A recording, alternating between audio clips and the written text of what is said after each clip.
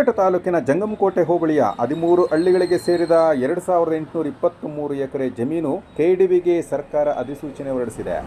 ಕೆರೆ ಕುಂಟೆ ಅರಣ್ಯ ಇಲಾಖೆ ಬಿಟ್ಟು 1200 ಎಕರೆ ರೈತರದು. ಅದರ ಪೈಕಿ 860 ರೈತರು ಈಗಾಗಲೇ ಸಹಿ ಮಾಡಲಾಗಿದೆ. ಇದರ ಹಿನ್ನೆಲೆ ನಮಗೆ ನೋಟಿಸ್ ಸಹ ಬಂದಿದ್ದು, ನಾವೆಲ್ಲರೂ ಸ್ವಯಂ ಪ್ರೇರಿತವಾಗಿ ಬೆಂಗಳೂರಿನ ಕೆಡಿಬಿ ಕಚೇರಿಗೆ ತೆರಳಿ ನಮ್ಮ ಮಕ್ಕಳ ಮುಂದಿನ ಭವಿಷ್ಯ ದೃಷ್ಟಿಯಿಂದ ನಮ್ಮ ಜಮೀನು ನೀಡುತ್ತೇವೆ.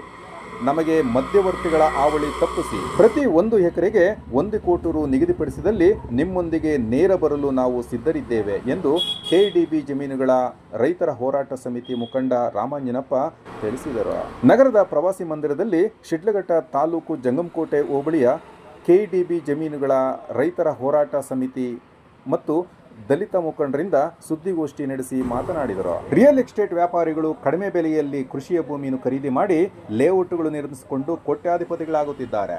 ಅದೇ ಸರ್ಕಾರ ಹೆಚ್ಚಿನ ಬೆಲೆ ರೈತರಿಗೆ ನೀಡಿ ಭೂಸ್ವಾಧೀನ ಮಾಡಿಕೊಂಡು ಸಾವಿರಾರು ರೈತ ಮಕ್ಕಳಿಗೆ ಉದ್ಯೋಗ ನೀಡುವುದಾದರೆ ನಾವು ಕೆಡಿಬಿಗೆ ಮಾರಾಟ ಮಾಡಲು ಸಿದ್ಧರಿದ್ದೇವೆ.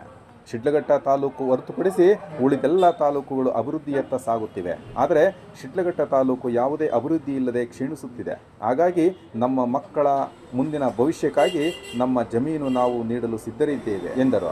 ಸಂದರ್ಭದಲ್ಲಿ ಸುಬ್ರಹ್ಮಣಿ, ರಾಮದಾಸು, ಮುನೇಗೌಡ, ಆಂಜನಪ್ಪ, ರವಿ, ತಿಪ್ಪೇಗೌಡ, ಪ್ರಭು, ನರಸಿಂಹ, ರೈತ ಮುಖಂಡರು ಮತ್ತು ದಲಿತ ಮುಖಂಡರು ಹಾಜರಿದ್ದರು. ಉಸ್ತುವಾರಿ ಸಚಿವರು ರೈತರನ್ನ ಒಡೆದ ಹಾಳುವ ನೀತಿ ಮಾಡ್ತಿದ್ದಾರೆ ಅಂತೇಳಿ ತಮ್ಗೆ ಯಾವ್ದಾದ್ರು ಉಸ್ತುವಾರಿ ಸಚಿವರು ಬಂದು ಸ್ಟ್ರೈಕ್ ಮಾಡಿ ಅಂತ ಹೇಳಿದಾರೇನಪ್ಪ? ಇದು ತಮ್ಮ ತಪ್ಪು ಕಲ್ಪನೆ. ರೈತರು ಸ್ವಯಂ ಪ್ರೇರಿತವಾಗಿ ಇದನ್ನ ಜಮೀನು ಕೊಡ್ಲಿಕ್ಕೆ ಹೋಗಿದ್ದಾರೆ. ಇದನ್ನ ಬೇರೆ ಅನ್ಯತಾ ಭಾವಿಸಬಾರ್ದು, ಬೇರೆಯವರನ್ನ ನೀವು ಅಲಗಡಿಬಾರ್ದು ಅಂತಕ್ಕಂಥದ್ದು ನಮ್ಮ ಒಂದು ಮನವಿ ಆಗಿದೆ.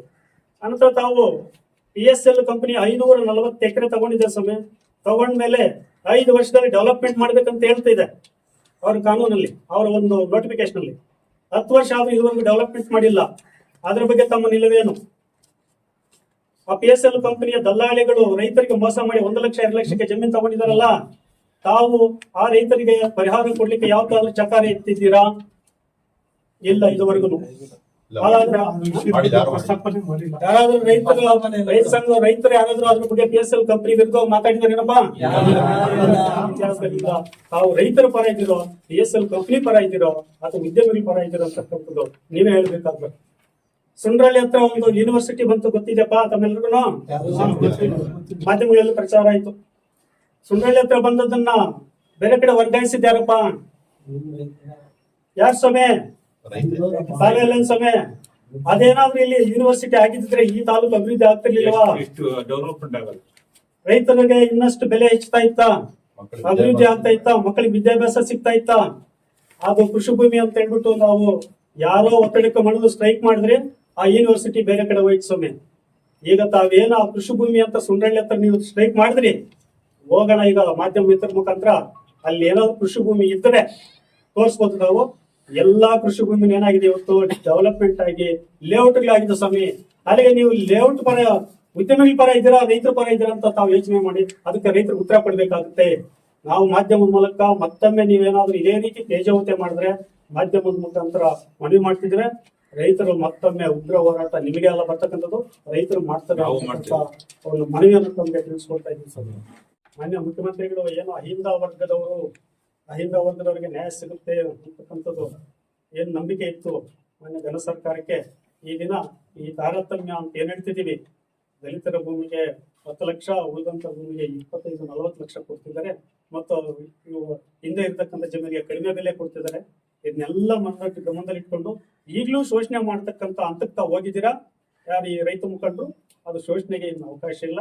ಅದರಿಂದ ಇದನ್ನ ಪರಿಗಣನೆ ತಗೊಳ್ಳದೆ ಈಗ ಅಹಿಂದ ವರ್ಗದ ಜನರ ಹಿತ ಕಾಯುವ ಮುಖ್ಯಮಂತ್ರಿಗಳು ಮತ್ತು ಉಸ್ತುವಾರಿ ಸಚಿವರು ಈ ಕೂಡಲೇ ಇಲ್ಲ ಕೈಗಾರಿಕೆಯನ್ನು ಅಭಿವೃದ್ಧಿ ಪಡಿಸಬೇಕು, ಇಲ್ಲ ಡಿನೋಟಿಫಿಕೇಶನ್ ಮಾಡಿಸ್ಕೊಡಿ ಸರ್.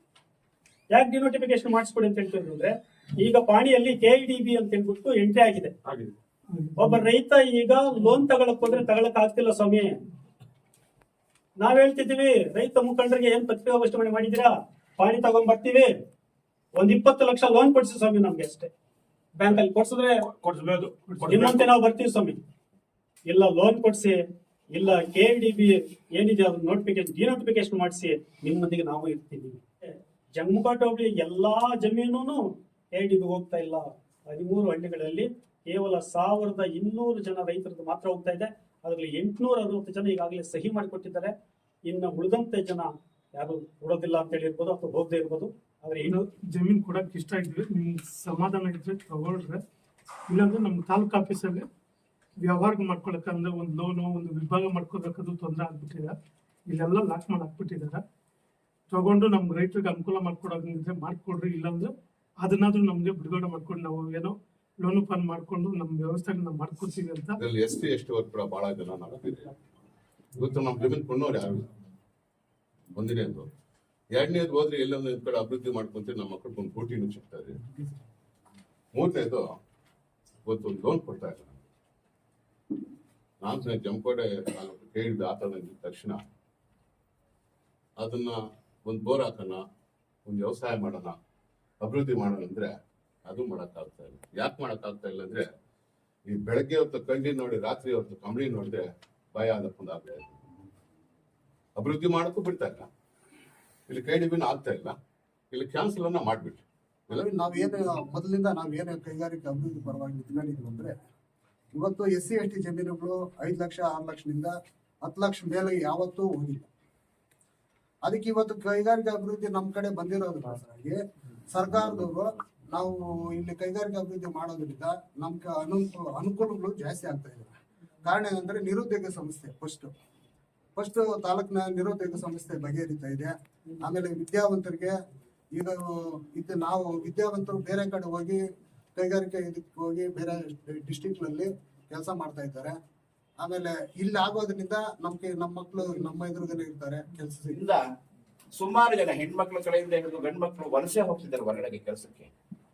ಬಹಳ ಮುಖ್ಯವಾಗಿ ಹೆಣ್ಮಕ್ಳು ಇನ್ನು ಗರ್ಭಿಣಿ ಪ್ರೆಗ್ನೆಂಟ್ ಹೆಂಗ್ಸ್ ಕೂಡ ಹೋಗ್ತಿದ್ದಾರೆ ಹೊರಗಡೆ ಕೆಲಸಕ್ಕೆ, ಕೂಲಿಗೆ. ಇದಕ್ಕಾಗಿ ಹೊರಗಡೆ ಹೋಗೋದಕ್ಕಿಂತಾಗಿ ಮೇಲಾಗಿ ವ್ಯಾಸಂಗ ಮಾಡಿರ್ತಕ್ಕಂಥ ಹುಡುಗರು ಮತ್ತೆ ಹೆಣ್ಮಕ್ಳು ಎಲ್ಲರನ್ನು ಬೇರೊಂದು ಕೆಲಸದಲ್ಲಿ ತೊಡಗಿದ್ದಾರೆ. ಇವೆಲ್ಲ ಆಗಬಾರದೆಂಬ ನಿಟ್ಟಿನಲ್ಲಿ ಇವತ್ತಿನ ದಿನ ಏನು ಕೈಗಾರಿಕೆ ಒಂದು ಆಗ್ತಿದೆ, ಅದಕ್ಕೆ ಮುಂದಿನ ದಿನಗಳಲ್ಲಿ ಈಗ ನಮ್ಗೊಂದು 50-55 ವರ್ಷ. ನನಗೆ ನಮ್ಮ ಮಗಳಿಗೆ ಮದುವೆ ಮಾಡಿದ್ದೀನಿ, ಆದ್ರೆ ಅವ್ನಿಗೆ 25 ವರ್ಷ. ಏನು ಕೆಲಸ ನಿರುದ್ಯೋಗ ಮನೇಲಿದ್ದಾನೆ. ಇಂತಹವರು ಇವತ್ತು ನಮ್ಮ ವ್ಯಾಪ್ತಿಗಳಲ್ಲಿ ಸಾಕಷ್ಟು ಸುಮಾರು ಜನ ಲಕ್ಷಾಂತರ ಜನ ಇವತ್ತು ನಿರುದ್ಯೋಗರಾಗಿ ಜೀವನವನ್ನು ನಡೆಸ್ತಾ ಇದ್ದಾರೆ, ಮಾಡ್ತಾ ಇದ್ದಾರೆ. ಮನೆಯಲ್ಲಿ ಕೂತ್ಕೊಂಡಿದ್ದಾರೆ. ಡಿಗ್ರಿಗಳು ಮಾಡಿರ್ತಕ್ಕಂಥ ಹುಡುಗರು ಮನೆಯಲ್ಲಿದ್ದಾರೆ, ಹೆಣ್ಮಕ್ಳು ಮನೆಯಲ್ಲಿದ್ದಾರೆ. ಈ ಒಂದು ನಮ್ಮ ಭಾಗದಲ್ಲಿ ಕೈಗಾರಿಕಾ ಪ್ರದೇಶ ಆಯಿತು ಅಂತಂದ್ರೆ ಇಡೀ ನಮ್ಮ ಜಿಲ್ಲೆ ವ್ಯಾಪ್ತಿಯಲ್ಲಿರುವಂತ ಎಲ್ಲ ಒಂದು ವಿದ್ಯಾರ್ಥಿಗಳಾಗಿರ್ಬೋದು, ನಿರುದ್ಯೋಗಿಗಳು ಎಲ್ಲರೂ ಇಲ್ಲಿ ಕೆಲಸ ಕಾರ್ಯಗಳನ್ನ ಮಾಡಿ ಜೀವನೋಪಾಯವನ್ನ ನಡೆಸ್ಕೊಳ್ಳೋದಕ್ಕೆ ಒಂದು ದಾರಿ ಆಗುತ್ತೆ.